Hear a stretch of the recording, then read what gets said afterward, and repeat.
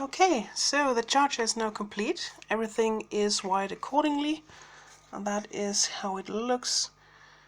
We have switches for cell number 1, cell number 2, cell number 3, cell number 4, our USB port for capacitance measurement, the 4 charging circuits, the DC to DC converter, and our voltage meter, and also our DC jack for charging. Now let's grab my bench power supply. I need to get it over here, and I'm going to power the unit off of my bench power supply. That's not going to work. So here's the first problem. I have to wedge something in between the DC connector to the bottom board so that I can plug in easier. That's something that can easily be fixed. This is in place. We need some cells to test it. Got some 18650 cells over here and some very cheap cells. They just go in like this. In the beginning it's obviously a bit hard to get them in and out because these springs are still new.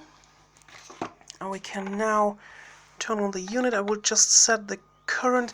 Let's think about this. We have 4 amps maximum, given 12 volts, so like 2 amps. Yeah, that should be enough. Let's go for 2.5 amps because we have some loss across the DC to DC converter, 12 volt, and powered on. And we're currently drawing 11 watts of power, but something's not right. Let me think about this. Okay, so we have 12 volt, 2.5 amp going in. The voltage only was displayed at 4 volt, complete 2.5 amp going. Maybe I need more current? Let's go for 4 amps. No, we have a short, something's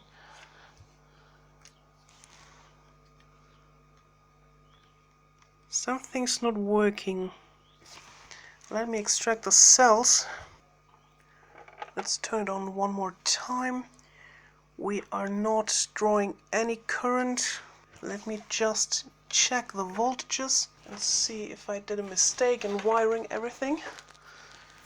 I don't think so, but you never know. Maybe there is a wiring mistake. So cell number 1 gets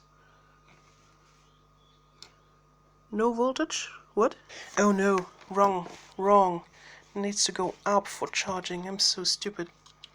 Okay, so now they are engaged. We have 4.1 volt and 4.1, so 4.17. That's okay. It's supposed to do that. It gets in 5.1. Yeah, that should be fine. Now let's turn off everyone. Install cell number 1. Turn it on. We are drawing half an amp at 12 volt, so 6.7 watts. Yeah, that is right, I think. Does exactly the same. Again, the same. Again, the same. Overall, it shouldn't draw more than 2 amps. Maybe the buck boost converter is broken. But before we check that, let's see battery voltages. So battery number 1, 3.7. Then we have this one with 3.1. This one has 3.7. The last one, maybe this one is broken. No, 3.2. That should be fine. Let's turn it off one more time and see.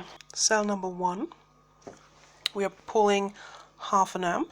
Cell number 2, we are pulling 1.2 amp. So it was 500 170 milliamps, so we're now at 1.2 amps. One more time, 2 amps, and number 3, almost 3 amps. We are pulling 30 watts of power. Let's see, we currently have 4.2 volt output voltage.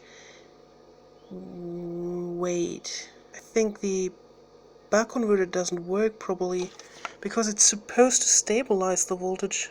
We only get 4 volt of charging voltage. Yeah, this thing is broken. It doesn't go up in voltage.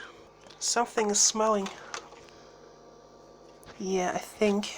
Oh no! Oh shit! This thing is hot. Oh wow! Ow! This thing is freaking hot. The buck boost converter is broken. Okay, now it is powered off for a few seconds, but wow! Look at that. That's one of the coils. 56 degrees Celsius. And this thing, 50 degrees Celsius, and the other coil, not so much. But holy, it was 56 degrees Celsius. That is not supposed to happen. Let me double check. Okay, so I double checked and there is a uncertainty. What I found out was I was wrong. This thing is not designed for 5 amp, it's designed for 4 amps. But it's designed to deliver 4 amps stable. And these charging circuits each charge one of the cells with only 1 amp. So they only pull 4 amps in total. They get 5 volt in, drop it to 4.2 volt, and charge each cell with 1 amp maximum charging current. But this thing seems not to be capable of delivering 4 amps. So there might be a problem with the DC to DC converter. What I'm going to do for now are 2 things. I will install small heat sinks on the chokes and on this chip over here. This is the integrated chip that has the MOSFET and all the switching controlling circuit in it. And I will only use this charger for the first 3 cells until I get a better DC to DC converter that can actually handle 5 amps or maybe more in the same size. So I think that's a bit unfortunate that it doesn't seem to run stable, although it's rated for 4 amp, but I can't do anything about it right now. But again, I can replace it in the future. Right now I don't have one. So let's see, I have an assortment of different pieces and small heat sinks. Let's see which size fits. I have these big ones. They are, I think, 1.2 by 1.2 centimeters. And the smaller ones, I don't exactly know their size. But I think we have enough space for 3 of them. When I run out of bigger heat sinks. I still have these leftovers. These they just stick together. They were used in previous projects. I have to remove the old double-sided thermal tape and install a new one, but I don't have new double-sided tape. At some point I would like to try and see if it actually makes a difference using normal double-sided tape, not foam tape, just plain double-sided tape, no foam tape, and double-sided thermal tape. I don't know if this makes a big difference. I would like to find out in the future, but for now we're going to use new ones with new thermal tape and just stick them down. Hopefully that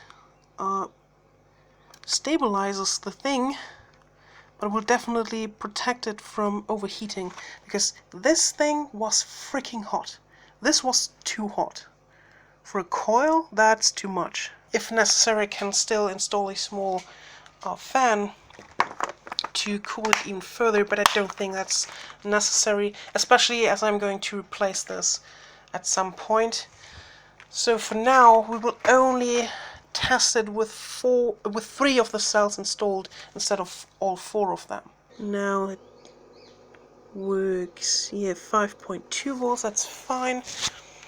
We currently draw 25 watt of power.